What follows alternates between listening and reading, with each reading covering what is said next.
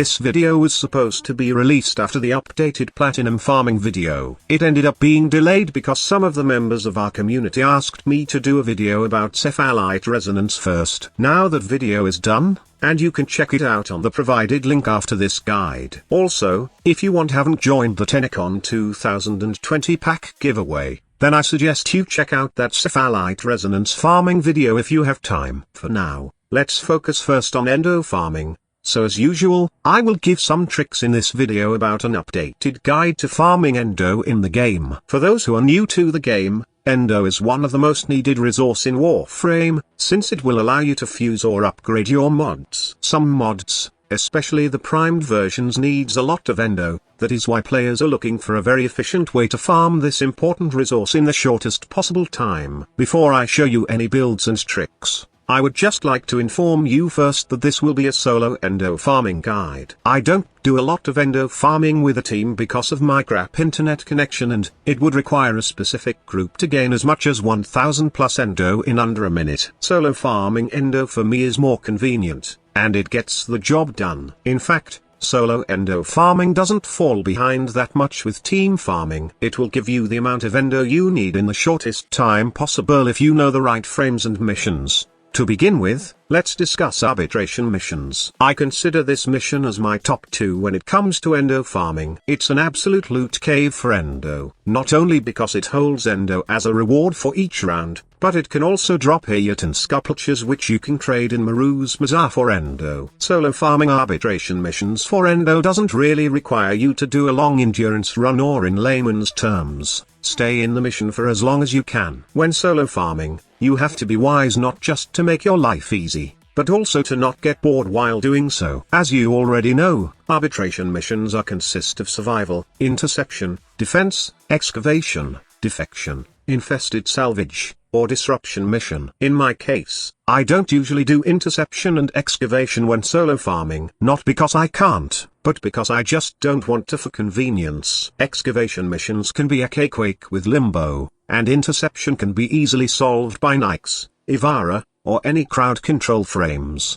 But the thing is, those arbitration drones are kind of frustrating to deal with sometimes. It's easier for me to do the other missions, since it doesn't require me to defend multiple spots. Long story short, you can always judge me as a lazy farmer nowadays. The best, and certainly the easiest arbitration farm you'll ever encounter is a defense mission. Each round can be done swiftly by Mesa. In fact, it would only take a couple of minutes to finish 5 waves and get those rewards with this frame. For the build, you just need to have the usual aimbot Peacemaker build for Mesa. Lots of duration and efficiency so that Peacemaker will have a decent, low energy drain when active, and lots of power strength for damage. Now another good tip that all arbitration farmers should know is bringing Magus Lockdown will make your life easy against those arbitration drones. Do remember to always lock and kill them first, as they are annoying, especially that they also have shield gating right now. Okay, don't get me wrong, I like the shield gating for extra challenge and I don't mind it staying this way. Just use Magus Lockdown and kill them fast before they can link to enemies and get them immunity to all damage. In addition, remember that exalted weapons don't affect arbitration drones. It's better that you have a weapon that will deal with these drones in your loadout. All melee weapons are very effective against arbitration drones. Just give it enough range and damage to kill these enemy sentinels. Also, Kuva Brahma works well with these types of enemies. The same goes with Ignis Wraith. Anything that can hit hard will do. Anyway, you will have no problem with arbitration drones flying around if you have Magus Lockdown on your arsenal.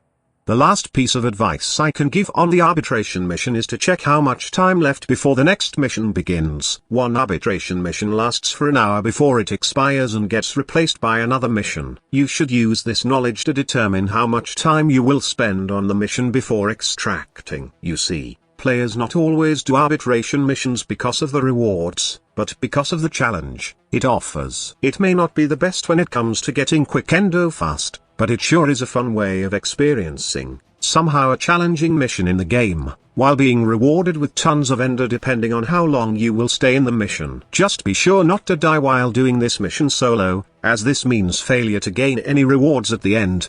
Like I said earlier, arbitration may be fun, but sometimes it doesn't give the job done at the fastest time possible.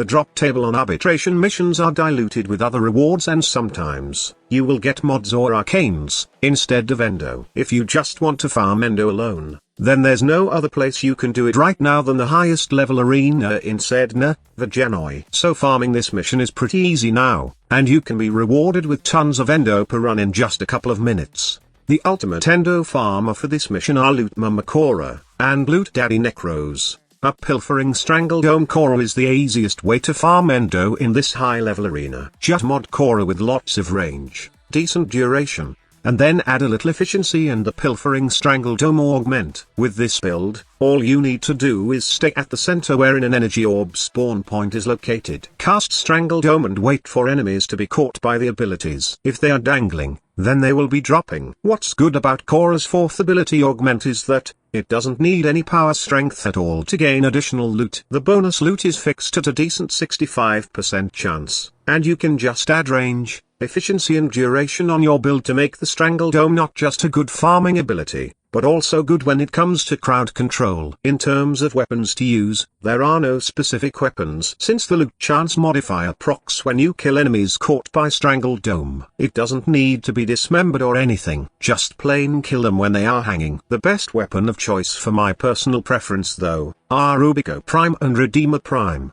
Although Necros wouldn't be as easy as Cora when it comes to farming Endo in the high-level arena, but the Lord of the Death seems to be more efficient in gaining Endo with his Desecrate ability. But that's just for my part. Both Cora and Necros are very good for farming Endo in this mission. Modding Necros is pretty simple. You just need to have the Despoil ability, and give Necros lots of efficiency and health. The reason is, you will need to lower the health cost per enemy killed with efficiency mods, while health mods will give you more survivability and sustainability on your Despoil ability. I would advise you to use a weapon that has lots of slash damage to dismember enemies. For me, I'm comfortable using Nekana Prime with this build. Be sure to have Buzzkill on your build, so slash will be more dominant than viral. This will help this physical damage proc more, which then helps you slice and dice enemy bodies. If there's one more thing I would recommend running with an Endo farming Necros, is using Magus Lockdown on this mission. This will definitely make your life easier, and your Endo farming much faster. But squad leader, what if I don't have any high-level gears yet? Also, what if I don't have Mesa, Necros, or Cora just yet? Or haven't even unlocked Arbitration or the high-level arena? There's still hope for you, and that is Zawaru though Bimbo. A max range, max duration Limbo would be the right frame for the job in farming Endo at Dark Sector Excavation missions. But not all Dark Sector Excavation have a good drop rate for Endo. There are only two, and that is Kolistan in Europa, and Hyrakan in Pluto. Both of these Dark Sector Excavation mission has a 25% chance to drop Endo at Rotation A. The first and second excavator will give you a chance to drop Endo, but it's not all the time since the drop table is diluted with credits. You may have 800 Endo at end of this mission, or you may just acquire 400 per 3 minutes run, which is not that bad if you consider the amount of time you can finish this mission. Lastly, you can always convert those duplicate mods to Endo. You will be surprised how much Endo you will gain from the mods you have acquired over time while playing the game. The rest of the clip will be just showcasing how fast you can farm Endo on the missions I have mentioned above. You can close this video if you don't want to watch it. Thank you so much for your time. Squad leader signing off.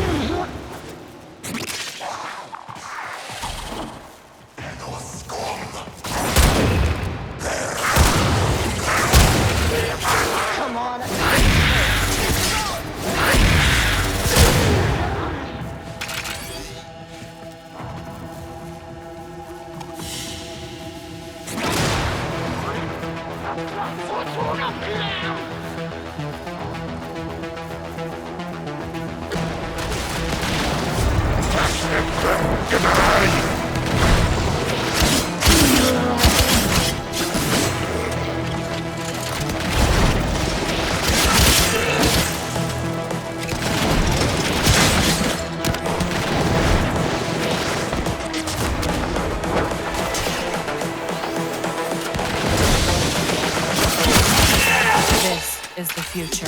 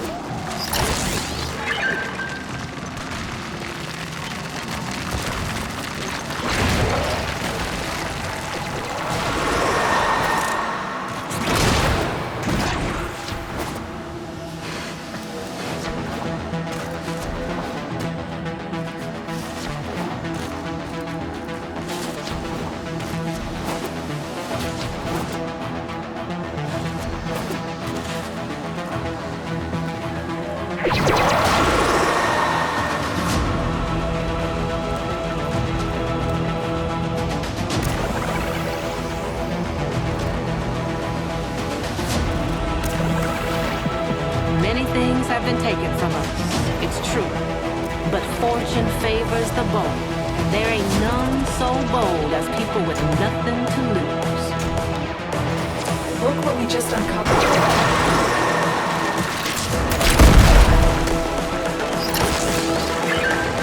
Come on! This is the future. Human error.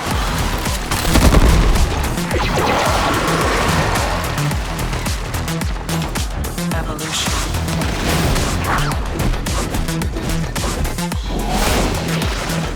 This is the future.